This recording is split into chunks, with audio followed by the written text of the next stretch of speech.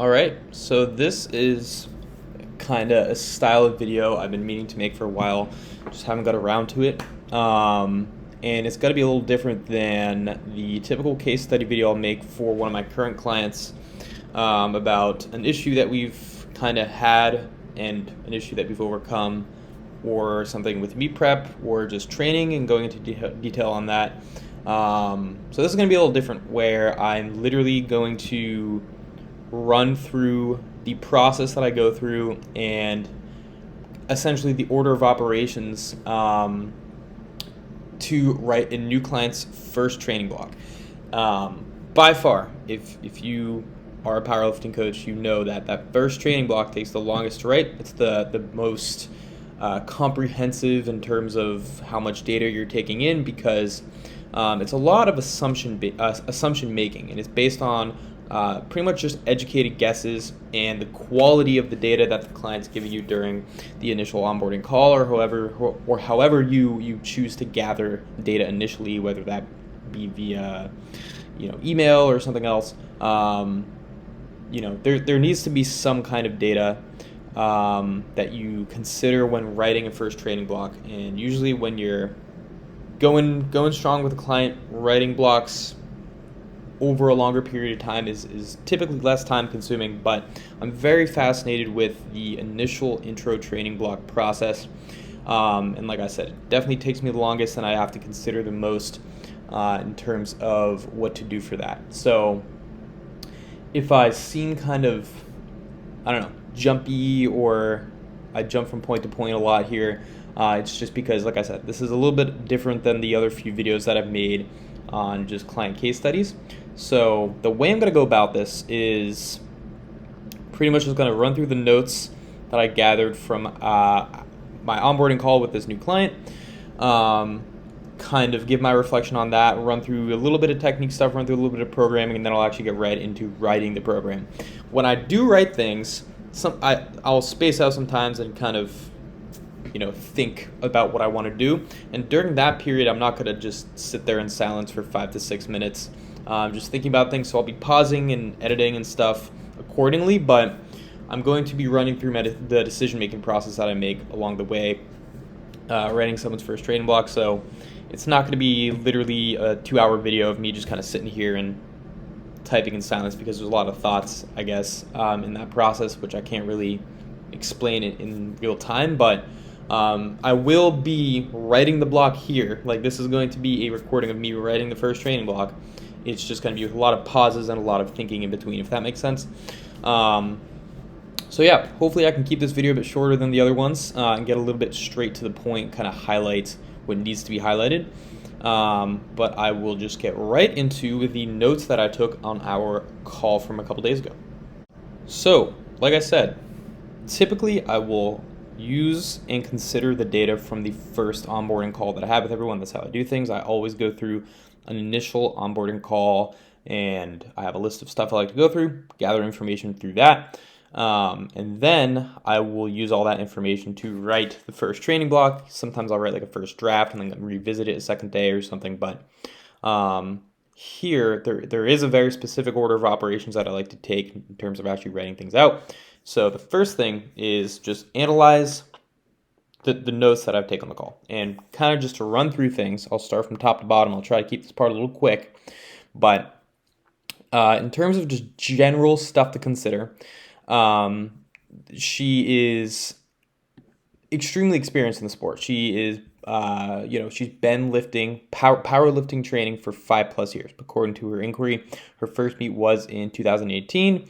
That's something she mentioned on the call. She values communication heavily, and that's one of the areas that she wants to see the most improvement in terms of what she expects from the service that I offer.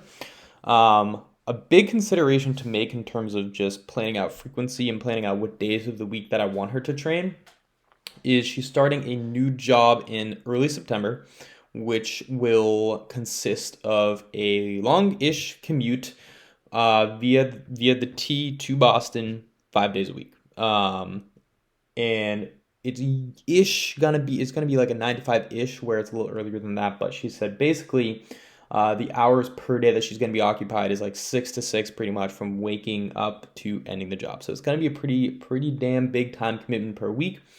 I asked her on the call if she would want to train both weekend days, and she said she'd be open to that, but kind of something I'm already pretty set on is having her train at least one weekend day, and I'm probably just going to stick to one weekend day.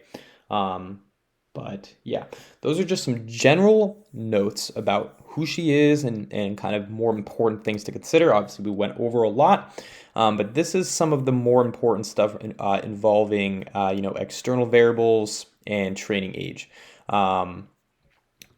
We're going to be learning a few more things down the line, obviously, when we start working together and just throughout the coach-client process and communicating down the line as well. But those are the more important things and the bigger takeaways that I had from the call in terms of what to consider in programming aside from previous programming, aside from demographics, aside from technique, leverages, things like that.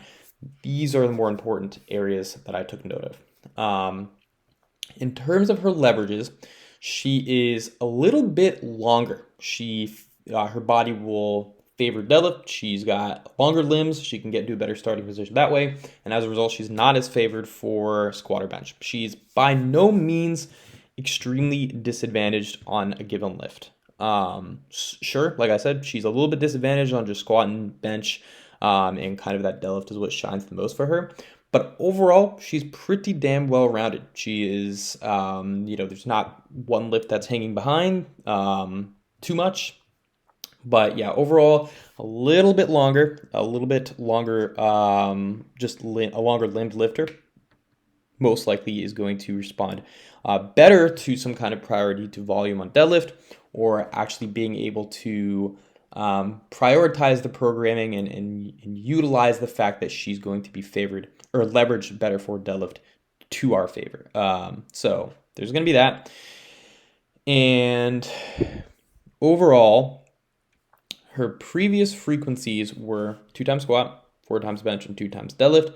That is pretty much where I would have her sit as well, unless there were some kind of deviation starting out. Like, for example, if she was squatting 3 times a week, I'd probably bring it down to 2. If she was squatting 5 times a week, I'd probably bring it down to 4. If she was deadlifting once a week, I'd probably bring her up to 2. But right now, I made this note as well. I'm probably just going to keep the frequencies as is.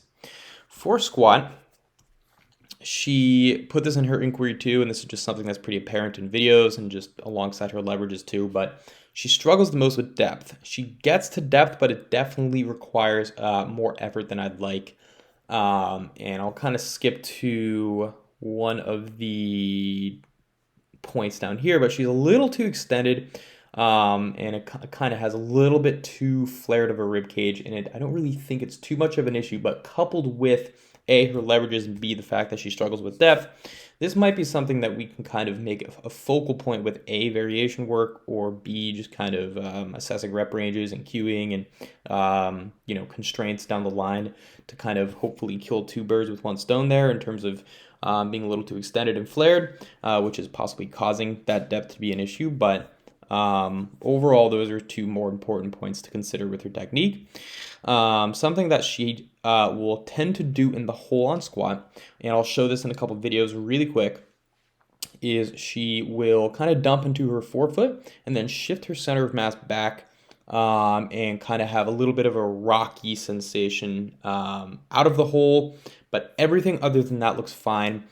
Something that might be causing that is she's just biasing too far onto her heels at the top, and then she's going to come into that forefoot in the hole because she's not already over midfoot standing erect at the top. So that's definitely something I want to work on with her.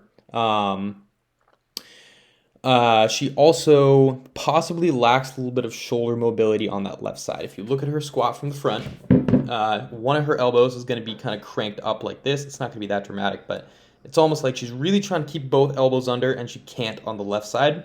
And she says it causes a little bit of just wonkiness and a little bit of asymmetry and kind of twisting.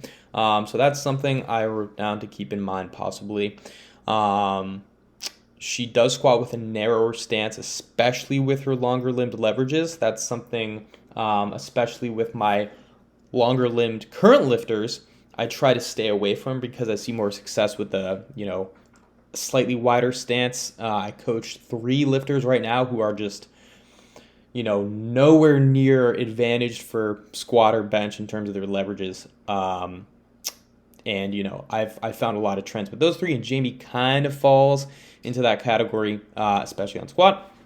So that was something I wrote down just in terms of her narrow stance width, which is something I might work on with her down the line. She has a downward gaze, which in my opinion might contribute to that kind of 4-foot dump in the hole. And she wears heels when she squats. Those are all some of the more important notes that I took away from our first meeting. And then on bench and deadlift, I have a little bit less to say. On bench, the number one thing I would like to work on with her technically is just a blatant overtuck, and she will kind of unrack the bar, and then she'll almost be too stuck in this externally rotated position. I can't even make my arms equal here, but she'll basically just come down like this, and then on the way up, she won't even try to push everything under. I have a couple lifters who can get away with this. They'll kind of get into this overtuck position on the chest, and then they can kind of push everything back, and that's what works best for them. One of them is actually one of my longer, lankier lifters. But for her, it's almost like she's setting that position after unrack, and then she'll get on the chest, and then she can't really get out of that position the entire time. So that's one of the main technical areas that I'd like to improve upon. Just a possibility in terms of writing her program and making that a consideration for that. Another thing is her knees are noticeably coming forward on the eccentric. And I actually have a little information post on Instagram about this, but pretty much what I mean by that is if you look at her from the side, or even from the front, to be honest, when she has the bar in her hands after unrack and she is descending during the eccentric, everything is coming forward. And typically, what that is indicating is just a lack of keeping the legs on the entire time. You've got to keep the legs on, and a very, very easy way to tell if those legs are not staying on and driving horizontally towards your face is those knees coming forward, and that's something I'm noticing with her. And kind of coupled with that, I would like her to stay a little more on her neck and get off of her traps, which is just going to be a result of keeping those legs on and a little bit looser in that neck back area on the bench. On deadlift, I don't have any side angles from her. I got side angles on squat and bench, so I had a little more of a, advantage in terms of looking at technical flaws there. But for deadlift, didn't have a single side angle. Couldn't find any on her Instagram. She didn't have any to send to me. So, but yeah, overall, like I said, she's most well leveraged for deadlift. She can get away with loading the bar the most on deadlift. So for her, the number one technical component that I would like to address is she'll kind of come forward in the hole, or not in the hole, she'll come forward on multi-rep sets during the eccentric as she's setting the bar down. And overall, her center mass management on a single looks good. And what I mean by that is she'll kind of start with that bar over midfoot, deadlift the first rep, and then as she sets it down, she'll kind of just flex too much at the knees and bring that bar too forward. And then after that, she's compromising her starting position and making it a little different than that first rep. And overall, just not hinging that bar down as much as I'd like. That is the number one thing I want to work on her with deadlift. But overall, her deadlift looks great. I'm probably not going to be touching a whole lot else or factoring much else into her programming in terms of variation work or whatever. But that's going to be the main focal point with what I'm going to do and consider technically when writing her programming. All right, so I'm going to briefly run over technique because just for her, there's pretty much just one big thing on all three lifts, which I've already kind of highlighted in the notes here, that I want to consider in her programming. So I'm gonna pretty much just screen mirror my iPhone to my laptop here and quickly run over those to kind of provide just an additional visual. This video here is going to be what I'm considering most on her squat, and you can kind of see here the two things I would like to address with her are just center mass management from the top to in the hole, and the second thing is overall just possible alteration to her rib cage position in relation to her pelvis.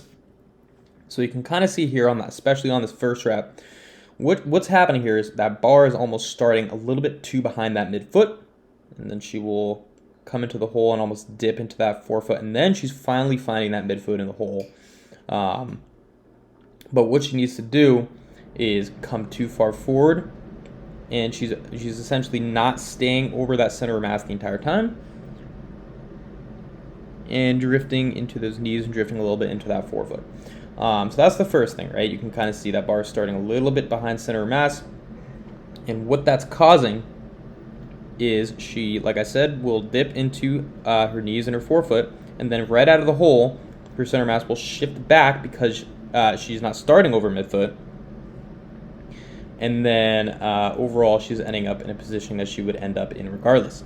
So that's the factor that I wanted to consider the most in terms of just how to cue that and fix that over time.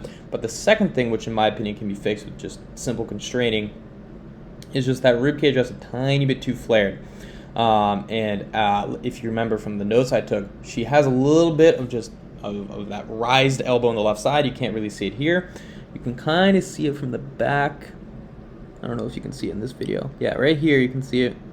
That you can see that elbow from behind. But overall, just a little bit of lack of left shoulder mobility there.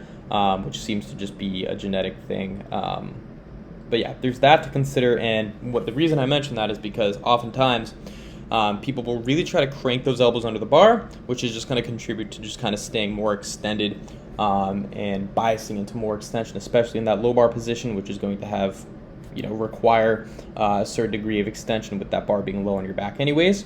So that's something to consider as well, but I think she's getting a little too flared up at that rib cage, and overall could most likely stack things and depress those obliques a little bit more prior to unrack off the bat. And you can especially see that here, just a little bit too extended. So that's what I'm considering the most on squat. I'm going to talk about this video on her bench, but the most important thing and the lowest hanging fruit, in my opinion, is just being a little bit too over tucked pretty much the entire time. You can even tell right after unrack, those elbows are kind of under the bar, and then she'll kind of unrack and then drift into that externally rotated position and get those elbows too far in front of the bar, and she's no longer as stacked under the wrist as I would like. And then she'll kind of come here. And then, like I said, she doesn't even really get the elbows under the bar and kind of flare them at that last minute like some people can get away with. It's quite literally the entire time she's just too far in front of that bar with her elbows. So that's the number one thing I would like to consider. A little bit hard to do with constraints and overall variation work, but that is something I would like to keep in mind when rating her programming. And then the third thing is... Actually, this might be a single. This might be a bad example. This is a single. Hold on. Uh-oh. Why can't I find the video? There we go. This also might be a single. Nope, this is good. All right. So with her deadlift, her first rep looks really good. I'm liking how her first rep looks. She does grab that bar one hand at a time. She'll kind of come up, center of mass management looks fine, and then she'll drift too far forward in the hole and just kind of flex too much at those knees and almost squat that bar down. You can kind of see here. She'll get that bar down and then past her knees, and then once that bar is past her knees, those knees come so far forward, and I guarantee you if I were looking at the side, that bar would just be a little bit in front of midfoot, making force production on any rep besides the first not as good. So that is the one thing I would like to fix with her deadlift, which in my opinion can be addressed through programming and through variation work as necessary.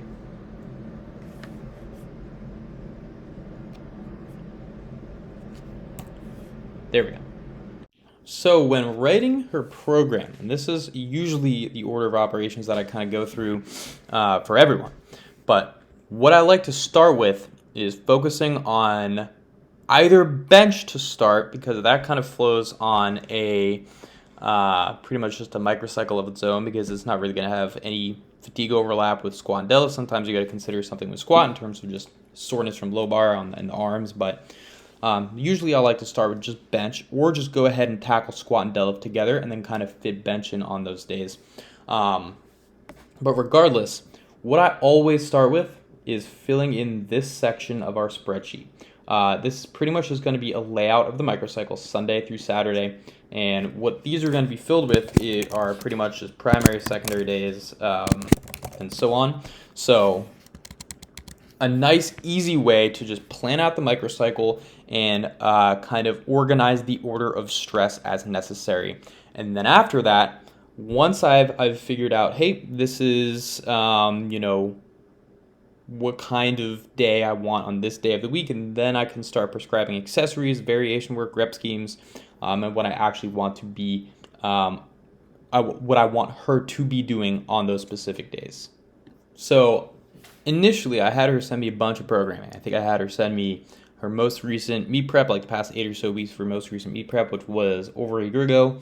And then I had her send me the most recent training she was doing, and then pretty much the most recent training she was doing when she was paying for programming from a different coach. So 3 different periods of time, and I'm going to show 2 periods of time. This is going to be the most recent prescribed training that she was given. And then these are kind of when she was doing her own thing, and she would just kind of type it up in her iPhone notes. So a little more vague here, but overall, when actually planning what days I want her to train throughout the week, there's going to be 2 considerations to make. What days was she training before? And external stuff. Pretty much everything I just ran over in her highlights and her notes. She is starting a new job early September, and I need to consider that in terms of what days she's training of the week. She doesn't really have any specific day of the week that she can't train, but she was a little hesitant to just jump right into the idea of training both weekend days. So like I've already mentioned, I'm pretty set in stone on giving her 1 weekend day off. And typically, because meet days are on Saturday, I would like her to be training on Saturday. So given that she's going to have 1 weekend day off, I'm pretty much already going to assume that Sunday is going to be a rest day. So before I run over her previous programming, I'm just going to go right in the program that Sunday's a rest day. All right, so Sunday, rest. That's the first piece of the puzzle that I'm going to highlight there. As far as her recent programming has gone, she is trained both 4 days and 5 days per week. Here, in her most recent prescribed training, she's doing Monday, Tuesday, Thursday, Friday, and Saturday. So 5 days a week with the rest days of Sunday and Wednesday. So the Sunday rest day is perfect because she usually rests on Sunday anyways, and it's not going to be, kind of a burden for her to just all of a sudden start training on a Sunday. So there's that. And then with her most recent training, this is the same microcycle, just in 2 screenshots. She's training on Monday, Tuesday, Thursday, and Friday, so a little bit different. But like I said, I want her to train on a weekend day because she's starting a new job, and there's going to be a little more availability on the weekend, given that she's working Monday through Friday. But other than that, she is already resting on a Wednesday. And a second consideration I want to make is she's busy. She's going to be busy, and she's fluctuated between 4 times and 5 times a week. So I'm probably going to bias towards a 4 time a week training frequency for her. So another consideration that I make and would like to point out, similarities between the two, is here, it looks like her primary deadlift session is on Saturday. If you look up here, her second deadlift session is with some kind of variation. It was either a deficit or a banded work. So, and also in the blocks that she sent me from her most recent meet prep, her single on deadlift was also placed on Saturday. You can kind of see here when she was kind of doing her own thing, her heavier deadlifts and her deadlift single was towards the end of the week. So what I'm going to assume off the bat is that I'm going to be placing her primary deadlift on Saturday, right? We know she's going to be training not training on Sunday, and she will be training on Saturday. She typically does her primary deadlift session towards the end of the week. So that's kind of a default that I'm going to write in the program. That may be subject to change down the line, but I'm just going to go ahead and add that. This is most likely going to be her primary deadlift session on Saturday. Now, also looking at her previous programming, right? She is benching 4 days a week. I believed I screenshotted the right one. Yeah, she's benching 4 days a week: Monday, Tuesday, Thursday, and Saturday. Not only this, but it seems like her primary bench was also placed on a Saturday in her previous programming. I'll have to refresh my memory on that, but in a different screenshot from a different period of time, closer to her meet prep. That's when her heavier bench work, she had like 2x3s and 4x2s and stuff like that in a single on Saturday. So I also like placing primary bench on Saturday. I think it's a little bit, you can benefit from having just bench on the day that you're competing on a Saturday. It's nice and simple. A lot of times people don't really need to be stripping workload per week in front of a meet, and if they do, it's usually only one session, maybe 2 sessions, where you actually tick down intensity, reduce some volume, do a little more specific work, maybe replace a variation with some competition bench. But overall, I find oftentimes that bench is easiest to peak when it's on Saturday. Peaking bench can happen on every single day, but with a new client and the fact that she's already got a primary delta day here on Saturday, I think for the most part, she's most likely going to have that primary bench day on Saturday as well. Now, what we can notice here is she's got 2 primary days on Saturday. This is going to be a big session, and I don't want anything huge to be happening right before it. Not only that, but she works essentially a 9 to 5, right? She's going to be training Monday through Friday. She's already training on Saturday, and people like to go out. People like to have fun on the weekend, so I'm assuming she's going to be doing some kind of leisurely things on Friday. Regardless, it makes the most sense to give someone a rest day or some kind of easier session right before one of their bigger sessions. She's already got 2 primary days here. So yeah, I'm going to tentatively give her a rest day on Friday. I think that's going to be a probability, a high probability that she's going to be resting on Friday. Pretty damn certain that she's going to be resting on Sunday. So yeah, Friday is most likely going to be another rest day.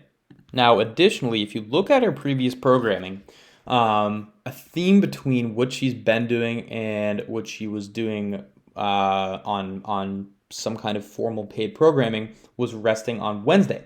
So not only that, but with Sunday and Friday considered within a 4 time a week training frequency, because that's kind of what I'm settled on given her schedule and what she's done in the past. She's going to be training 4 times a week, and with the rest days here and the rest day that she usually has on Wednesday, I can also make the assumption that Wednesday is going to be another rest day for her. And now this is when the pieces of the puzzle kind of start to fall together a little bit more. If you remember what I said about her deadlift, she has usually been deadlifting twice a week in the past. She's gotten away with deadlifting twice a week in the past, and frankly, what she's done on her own recently, just based on the video she sent me and the recent success of her deadlift, I think she just hit a recent all-time PR of 385 pounds, is deadlifting twice a week and having some kind of heavy deadlift exposure towards the end of the week. So frankly, I'm not going to deviate too much from that because that is what seems to be working for her. So I'm pretty set in stone on her deadlifting twice a week. That's all the information I need to know in terms of that for now. But given where her frequency is, right, 4 times a week, and also with her training age, right, that's another consideration to make. If she's been lifting for 5+ years, she can probably handle 2 times deadlifting and is probably almost graduated from that singular frequency of deadlifting per week. But given the rest days on Friday, Wednesday, and Sunday, and a primary deadlift, which I want to be on Saturday based on like what I've explained recently, the most logical second spot for a secondary deadlift is going to be on Tuesday. Reason being, I don't want fewer rest days between her secondary deadlift and her primary deadlift. You can usually get away with this on bench and even squat a little bit, and frankly, a little bit on deadlift too with certain people. But for the most part, I want her feeling pretty fresh on her primary deadlift day, and I don't want her to be stronger on her secondary deadlift day. I want her to be stronger on her primary deadlift day. And with more rest in between her secondary and primary, right? She's got 3 rest days in between, so that's a 4-day exposure timing between your secondary and primary, and then between your primary and secondary, it's only going to be 3 days total, 2 rest days. I think Tuesday right now makes the most sense in terms of where her secondary deadlift is going to be. So we've got primary bench laid out. We've got both deadlift days laid out on Tuesday and Saturday. So another consideration to make with her deadlift is she pulls conventional. And a lot of conventional pullers, most of the time, just hold a little more fatigue in their lower back and their erectors more so than sumo. And I'm not saying that that's going to be a given and something that happens 100% of the time, but it's an assumption that I'm making. Like I said before, an intro block with someone is going to be based off of a lot of educated guesses, factoring in prior training data, which is what I'm doing right now, and a lot of just assumption-based making. So the reason I'm bringing that up is because I don't want her to be hitting her primary deadlift soon before her primary squat. I would prefer she take that heavier squat session before her primary deadlift session because I think that's going to be a little more manageable. I wouldn't put it the day right before. I would like to spread out the primary days. That's typically what I bias towards. But I also don't want that primary squat to be too soon after her primary deadlift. So I'm going to rule Monday out and make her primary squat not be on Monday. But given a squat day likely being on Monday, just we can rule Wednesday out here, and the other three options are going to be Tuesday, Monday, and Thursday. I don't really want her doing an SBD day, so I know she's going to be squatting in some fashion on Monday, and like I said, I don't want Monday to be her primary squat. So I think for the most part, she's going to have that primary squat be on Thursday, which means, that secondary squat is most likely going to be on Monday. So far, I don't really see a reason to change much. Now that squat and deadlifts are laid out, this seems like a pretty damn solid microcycle layout. Just in terms of primary, secondary days on squat and deadlift, I'm pretty sure I'm not going to be changing those. All right, so now that squat and deadlift are laid out, we can just literally. She's benching 4 times a week. I mentioned that before. That's what she's used to doing, given her training age, her training history, her previous programming, what has made her bench go up recently, and that's all gonna have a common theme of benching 4 times a week. So I'm pretty set in stone on not changing her frequency there. So we can kind of just type that she's gonna be benching on her other 3 days. And this is kind of nice because this is a pretty even distribution of her 4 bench days throughout the week. She's not benching 3 days in a row. She's not having 2 chunks per week, which I think some people can get away with, but typically I tend to want to stray away from doing that.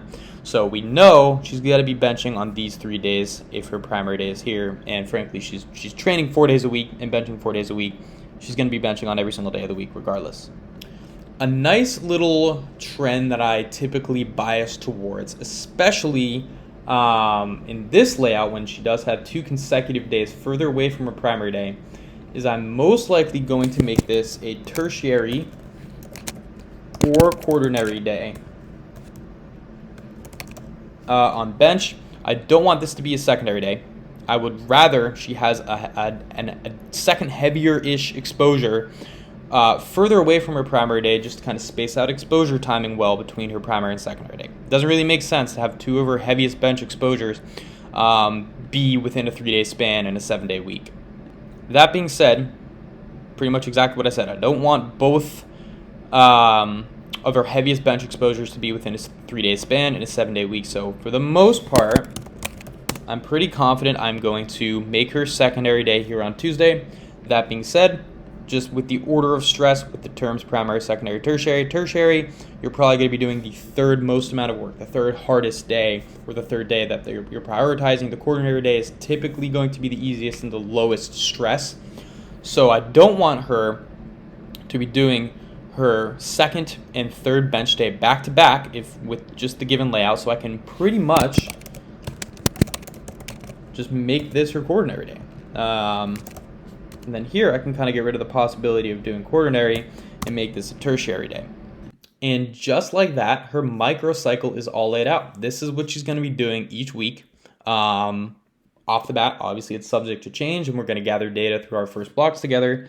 But this is what I'm going to work off of and kind of take this step and move forward from it, and then kind of proceed with the rest of the order of operations after doing this. So now I can kind of fill in this second section here, which I'm going to pause while I do that. So the only things I've filled out so far here are just that I want her doing competition bench on her primary and secondary days, and I want her doing competition deadlift on her primary deadlift day.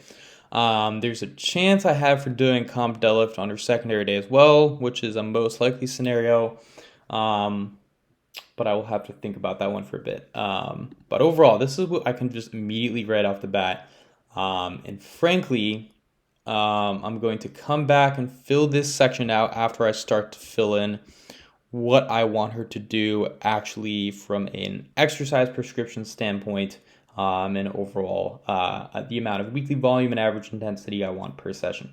So coming down here, I'm going to start with that primary bench and primary deadlift session. I'm going to write that in here.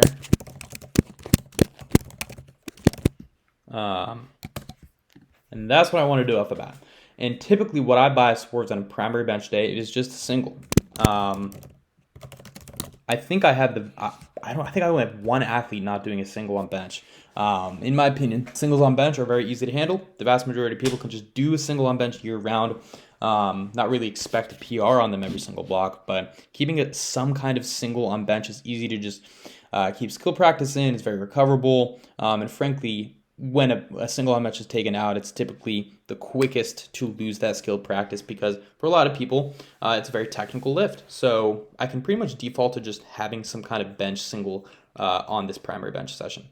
Now, something I want to consider for her primary deadlift is overall the fact that I want a performance determining set on that primary deadlift day. What she's been doing is a single on this day. And frankly, someone who's more well leveraged for a lift, in my opinion, and what I've found with my athletes in the past, can handle singles at a higher frequency and more often throughout the year. So what I'm going to do, and this might be subject to change, and I'm going to leave some gap here, is just give her a single on deadlift too. And what I'm also going to just do off the bat is because she's a little more well leveraged for deadlift, and I want to take advantage of the heightened recoverability that she's kind of set up for here on her primary day because it's sandwiched by rest days, right? Is probably just give her some higher volume stuff on her deadlifts. And not only that, but with her programming in the past considered, she does just high rep stuff. She's got a lot of 2x6s, 3x5s. She was recently doing 7s here. And like I said, these iPhone notes, as vague as they can be, are indicative of a period of training which was successful for her. So frankly, I want some back down work here to be higher volume for her. So, the number of reps won't necessarily be too much to consider here, but just kind of based on what she's been doing and the amount of volume per week that she's used to, I'm probably just going to start off with something like 7s, maybe 6s. But for now, I'm just going to put 7s and possibly adjust that down the line. So another consideration to make with overall leverages and weekly volume is not only do I think that lifters who are better leveraged for a given lift can handle more frequent singles throughout the year, throughout the week, and overall just have a higher exposure rate to singles just for the sake of skill practice and being able to recover from them. But they can also typically handle higher volume sets, higher reps per set. Reason being, the better leverage you are for a lift, the higher quality reps you're going to have. For example, you give someone who has poor deadlift leverages, right? Very short arms, long torso, and longer tibias. They probably can't handle deadlift 10s. It doesn't really make sense to give them deadlift 10s. Probably by rep 3 or 4 at the most, their reps are going to start looking like crap. And, we want to be facilitating a set and rep scheme to foster high quality reps. And on Jamie's end, like I said, she's a little better leverage for deadlift. So I think she's going to be able to do just fine with this higher higher rep per set deadlift count. So I'm gonna bias towards this higher rep per set count here. And like I said, it's what she's been doing. She's typically been doing higher volume on deadlift, and more recently, specifically 7s. So yeah, just kind of given with the volume she's used to, she's not really doing anything more than 4 sets per day. So I can probably just go right here and give her this volume set here to push after a single. And frankly, this set of 7 is something I want to really prioritize. And then probably this is going to be a -% here for that 2x7. So now that her primary deadlift session is set out, I have her secondary deadlift here on Tuesday. And if you remember from what I said at the beginning of this video, there are 2 things I want her to work on. One big thing overall is just kind of coming forward and having too much knee flexion on multi-rep sets on the eccentric. So overall, what I want her to work on is have more exposure to that first rep. So what I'm going to do full reset. Actually, I'm going to write it like this. Competition deadlift with full resets. So I'm going to have her do that, and I also want her to work on her hinging.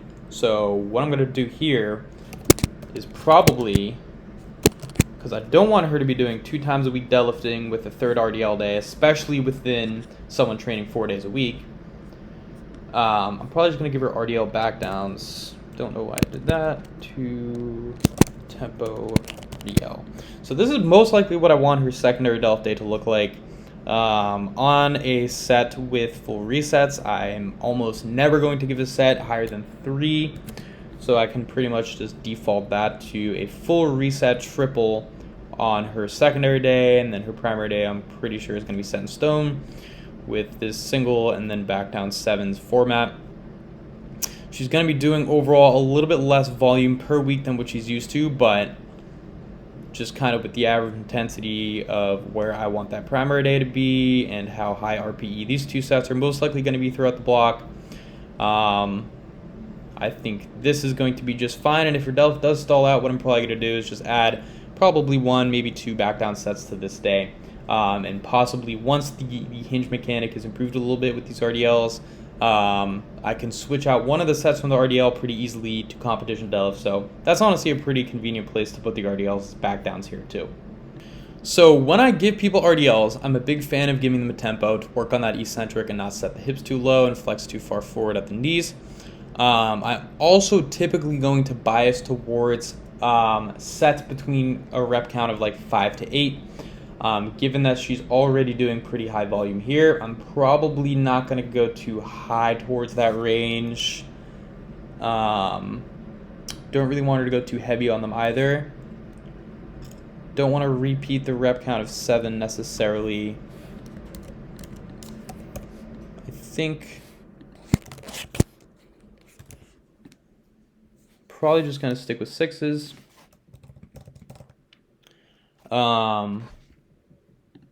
Yeah, probably just going to stick with 6s here, have her taking a set to an RPE, and have her doing that set again. So pretty much just a 2x6. So yeah, I can probably just write the RPE in here for a full reset triple. This is the first week together, so I'm not going to be giving her anything too heavy. So this is what her secondary deadlift day is going to look like. She's also benching on this day. I'm going to want her to bench first, so I can kind of copy that and paste it further down. So now I'm going to jump to her primary squat day, which I've placed on Thursday, like I mentioned.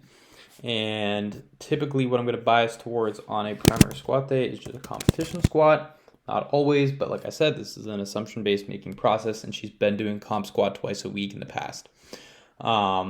So what I'm going to do here is put that performance determining set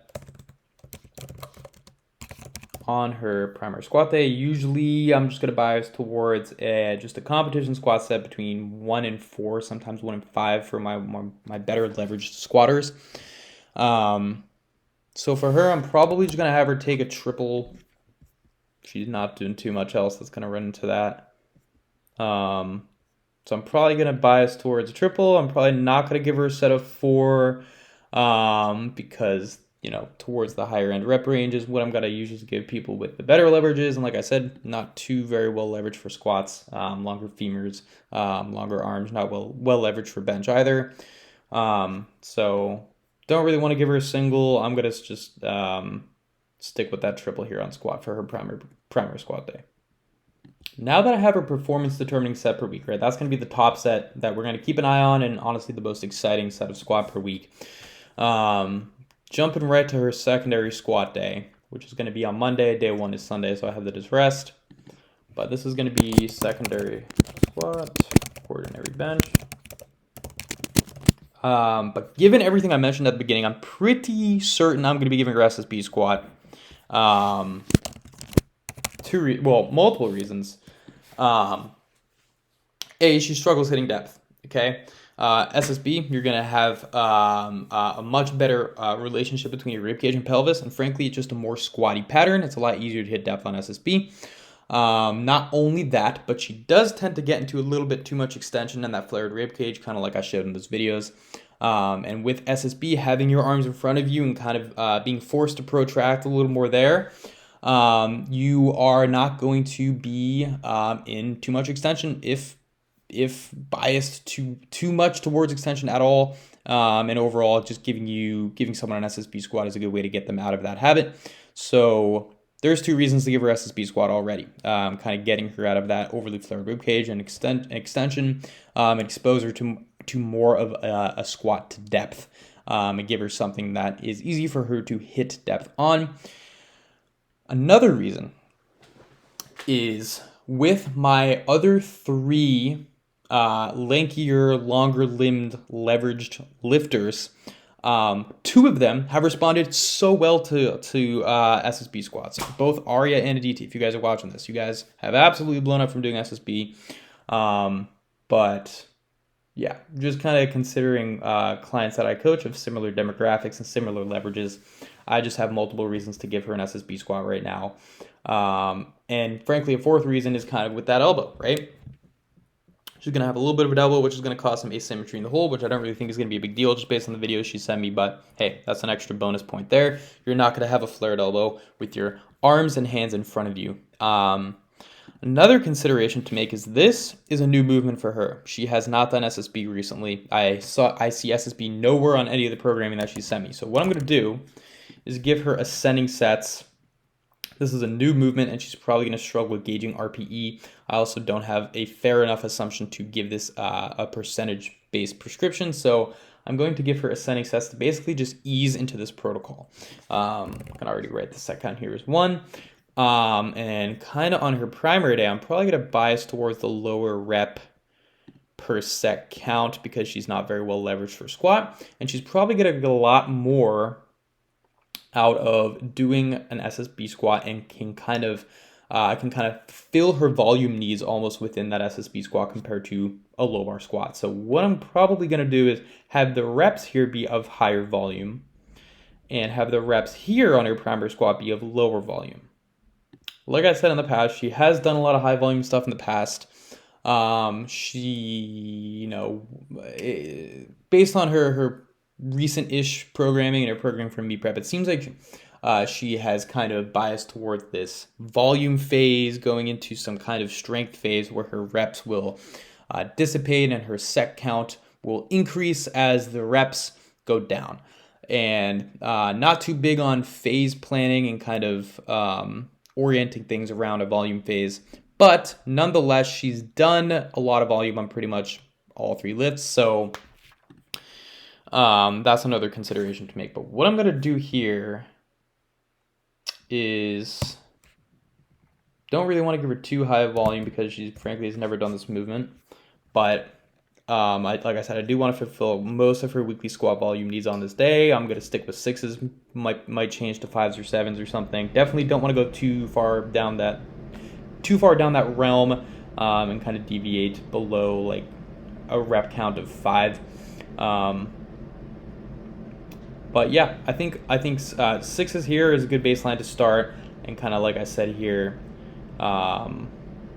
what I could do, given her higher volume tendencies and history to be given higher volume, don't really see a reason to give her anything less than 4-ish here. Don't really want to kind of crawl too high up on the spectrum of giving her higher reps, like I said, but I think that's a pretty safe bet for a primary squat day off the bat. All right, so squats and deadlifts are all figured out. Now all we got to do is finish up bench. One consideration I want to make for her is I usually like having some kind of primer session for bench closer to the primary day. She's not going to be training right before the primary day. She's going to be training 2 days before it. And this is a tertiary day, kind of like I mentioned when I was assigning the order of stress there. But this day can probably just be a decently heavy day for her. She also told me on our onboarding call, it seems like she can just keep recovering, especially on bench. Just handle probably like an RP10 single every single day, just fine. Obviously, I'm not going to do that for her, but she has a high rate of recoverability on bench and frankly, just overall. So I can honestly give her like a 4th set of SSB here, but yeah, what I want to do, given that this Thursday is going to be some kind of primer, is probably just go with a tempo bench. I found a lot of success with that in the past, but that's not the only reason I'm going to be doing that. The second reason is because she does, like I said, kind of have that habit of those knees drifting forward on bench, and I want her to have a constraint to manage leg drive and be forced to maintain that the entire time. Like I said, I don't really want it to be too light where she's just feeling weak on this primary day. And yeah, just kind of with everything considered, I think it'll be fine to give her a tempo single here. She's going to be able to recover from that fine, do a single 2 days before she's doing a single, and kind of have that constraint to being forced to maintain leg drive pretty much. For here, I'm just going to kind of meet the rep count on her back downs around halfway. Don't want to be giving her something too heavy and too fatiguing, but also don't want to be giving her a higher rep count. That's not very favorable for her leverages, so I'm going to stick with 5s and kind of fulfill the rest of that session with just a simple 3x5 here on that tertiary day. Now, coming up here, these are the 2 consecutive days for her bench. This is probably the lightest bench day she's going to have. It's also 2 days after her primary day, which is going to be her heaviest. And like I said, I do want her doing tempo work, so I'm probably going to give her even more tempo work on that day. It's also going to be good just to force her to limit load. So I can give her tempo. Don't want to give her 3 singles per week. When I don't want to make that assumption off the bat that she can handle that. Something as simple as a triple here could work. Like I said, I also want load to kind of be limited on this day and have more soft touch practice in her program, given that she kind of has a nice arch going, a nice elevated ribcage position.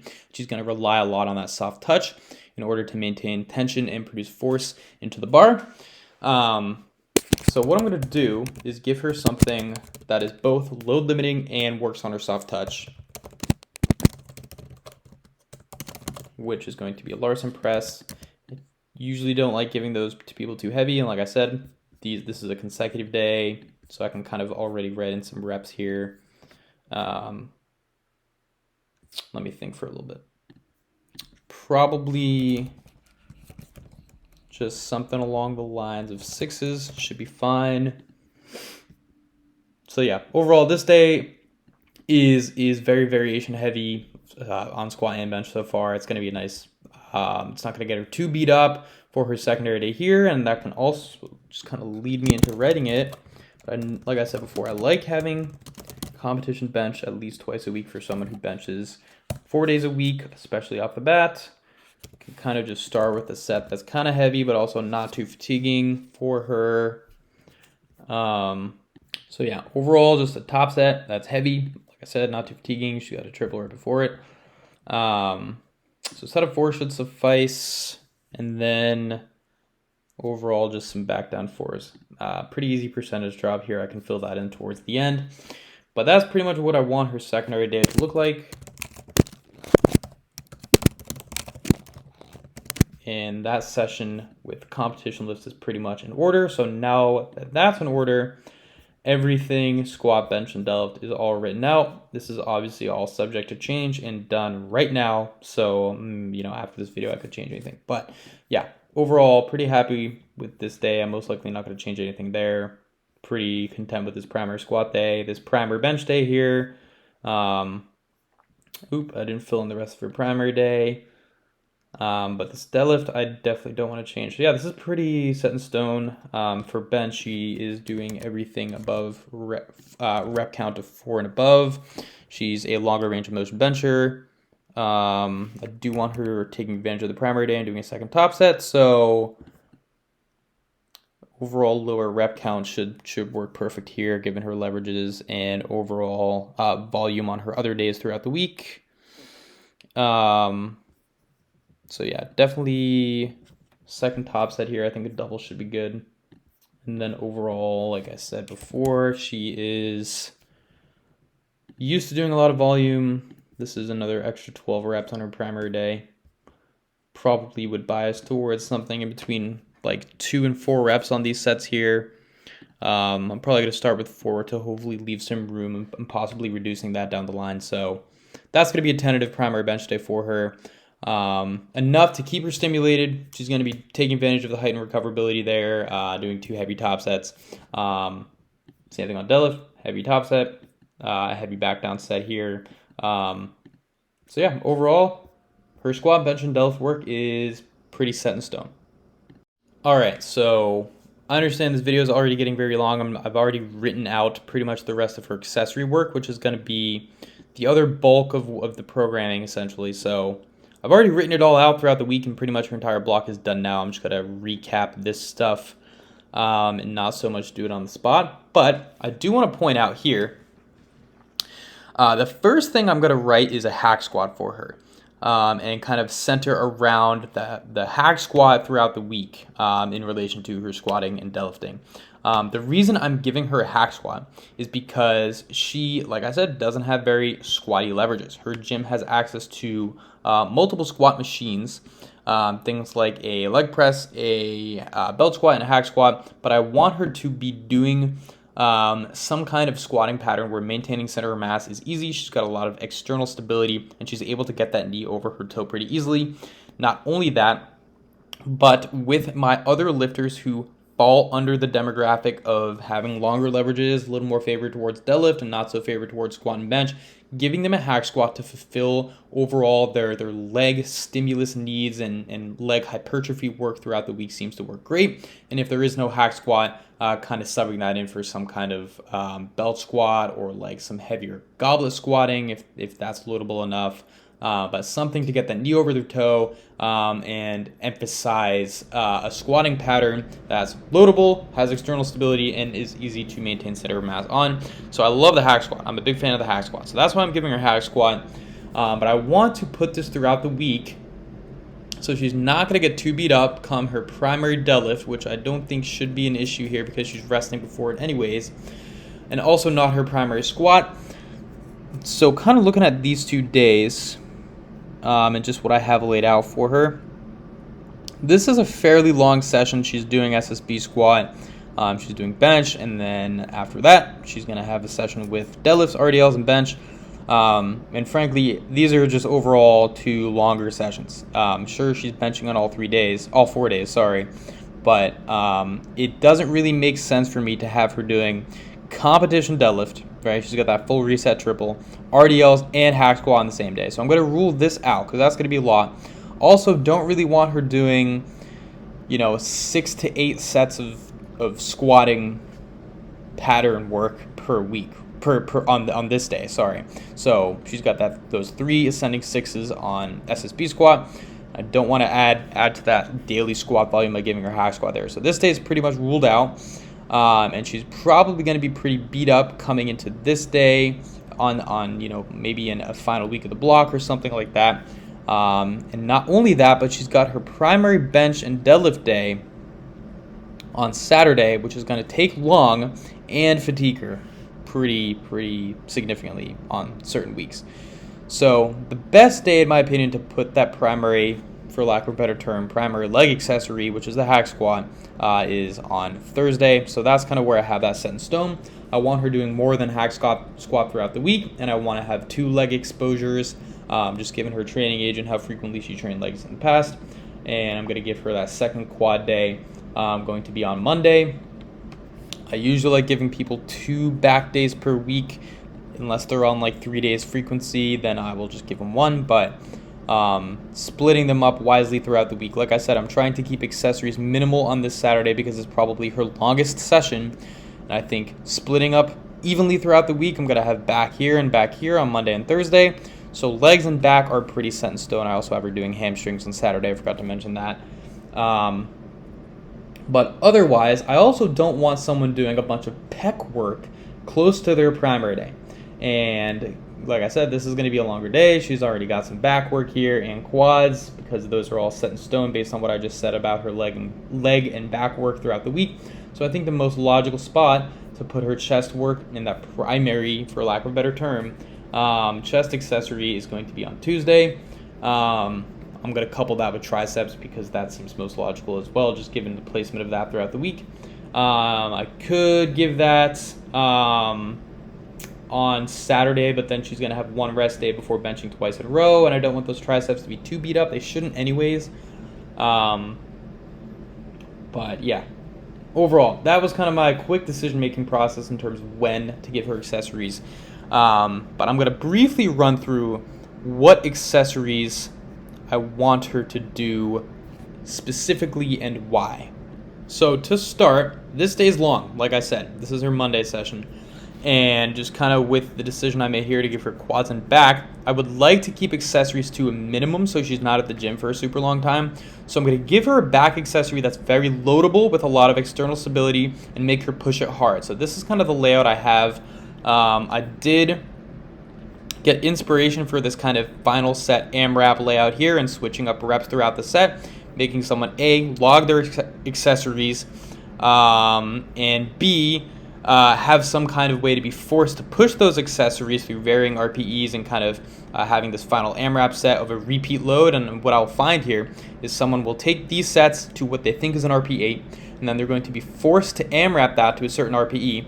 And you may find that the rep count on this AMRAP is probably around 15 to 17 maybe. And then they're going to realize, hey, these two sets of 10 to 12 at RP8 are probably not an RP8. But yeah, like I said, this kind of style of programming accessory I did get from Steve Denovi. So Steve, shout out to you. This was very, very helpful. And this is something that I've found myself doing for a lot of people to get them to A, like I said, push their accessories, and B, log them in the sheet more frequently for me. So kind of like I said, I want some kind of heavy back accessory on this day. Really take advantage of that so I don't have to give her kind of two lighter ones and make her take longer time at the gym. So I'm going to give her a chest supported row. A lot of external stability, able to push it more. You can kind of load it for this top set here. I think that's a perfect decision. And then I want that second quad day to be here. Like I said, something quick that she can just sit down and do some quads at. Quad extension is perfect. A lot of external stability. And overall just isolates the quads very well. I'm a big fan of the quad extension. So that was a pretty easy decision-making process in terms of what to give her for accessories on Monday. And like I said before, I've decided to give her her chest work on Tuesday.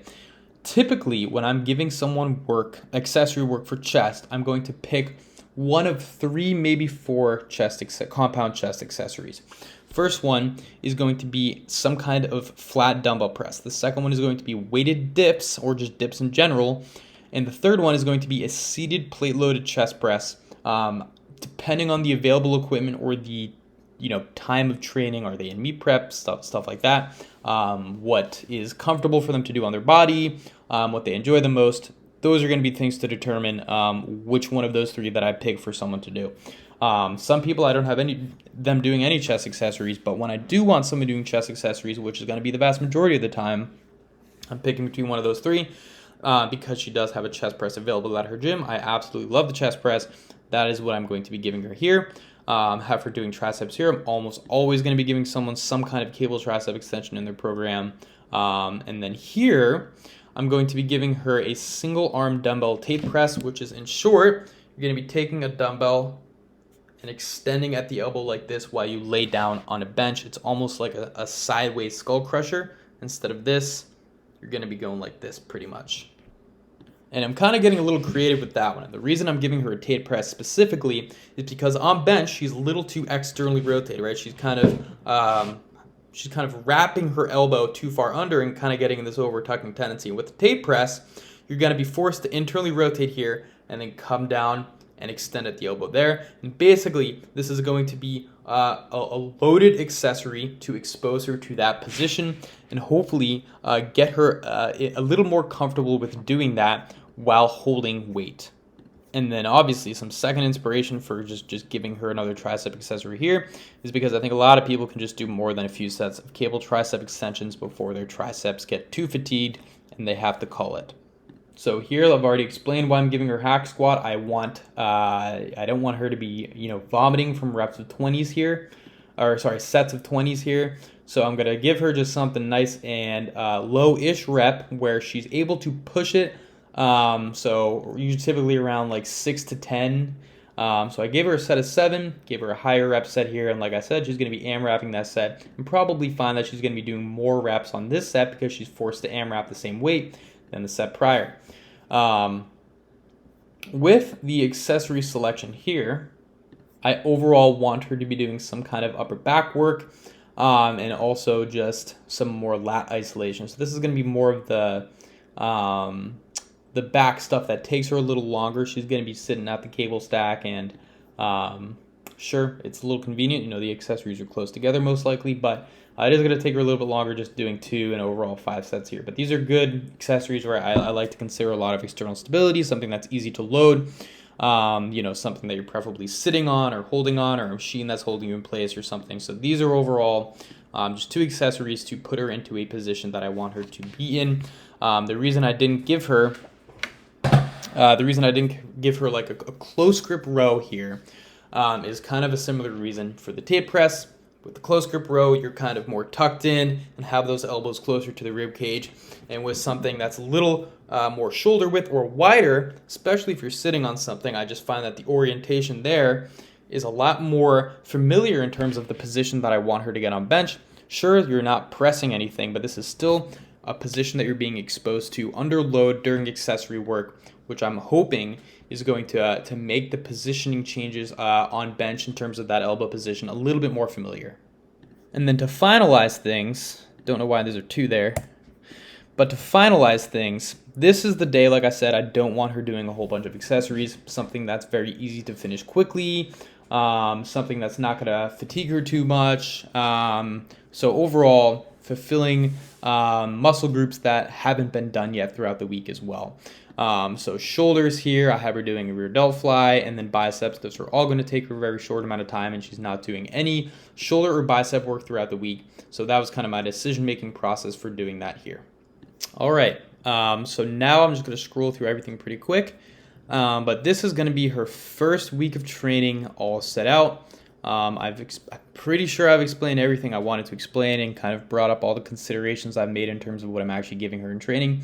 Obviously, this microcycle is pretty subject to change down the line, and it's going to serve as a primary data collector as we start working together, which is based off of a lot of assumption-making skills, factoring in her training history, her demographics, her leverages, her previous programming, everything that we can possibly consider and take into account from our onboarding call, and basically all the information and data that she's given me up to this point. So this is what I've come up with in terms of what her initial microcycle and week of training is going to look like working with me.